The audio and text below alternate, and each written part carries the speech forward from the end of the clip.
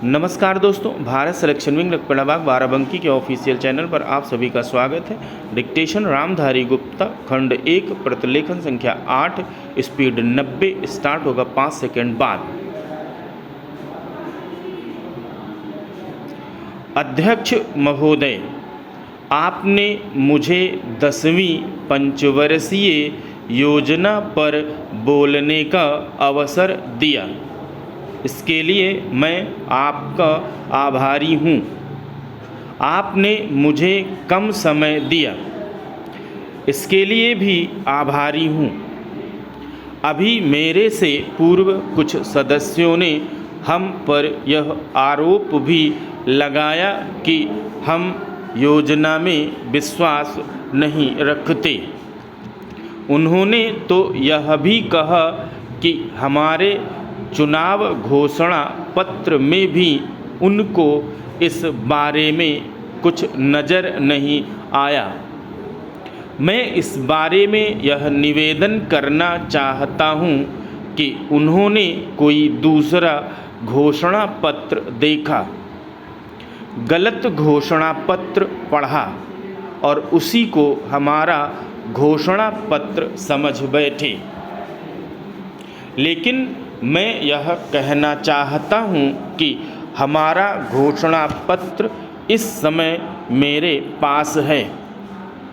इस घोषणा पत्र में हमारी घोषणा में योजना के बारे में स्पष्ट रूप से कहा गया है कि हम योजना पर विश्वास रखते हैं, लेकिन ऐसी योजना पर विश्वास नहीं रखते जो जनता के दुखों को दूर नहीं कर सकती, जो जनता के कष्ट दूर नहीं कर सकती। आज तक जितनी भी योजनाएं बनाई गई हैं, जिन्हें हम पहली पंचवर्षीय योजना, दूसरी पंचवर्षीय योजना और 10वीं पंचवर्षीय योजना आदि कहते हैं, और उन योजनाओं में हमने जो कुछ निर्धारित किया, उनसे हम जनता के दुखों को दूर नहीं कर सके और जनता के कष्ट दूर नहीं हुए। इन योजनाओं के परिणाम भी हमारे सामने हैं। बड़े बड़े अनुभवी बैठे, उन्होंने योजनाएं बनाई, लेकिन योजनाएं ठीक प्रकार से कार्यान्वित नहीं की गईं।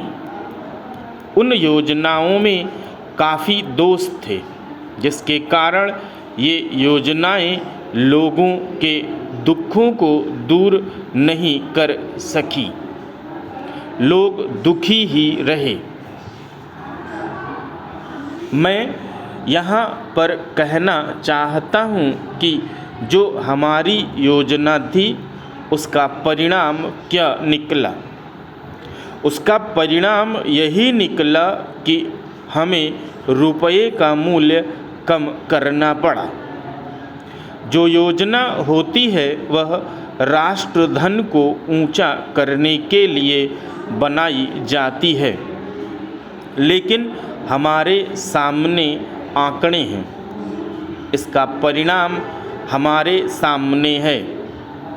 हमने अब तक 9 पंचवर्षीय योजनाएं कार्यान्वित की हैं, लेकिन हमारी प्रति व्यक्ति आय में और जीवन स्तर में अपेक्षित वृद्धि नहीं हुई है। यह दुख की बात है। मैं यह कहना चाहता हूँ कि हमारा ऐसी योजना में विश्वास नहीं है जो जनता के कष्टों को, जनता के दुखों को दूर न कर सके। हम ऐसी योजनाओं पर विश्वास करते हैं जो उनकी आयु बढ़ा सके, उनका आर्थिक विकास कर सके, उन्हें उन्नत कर सके।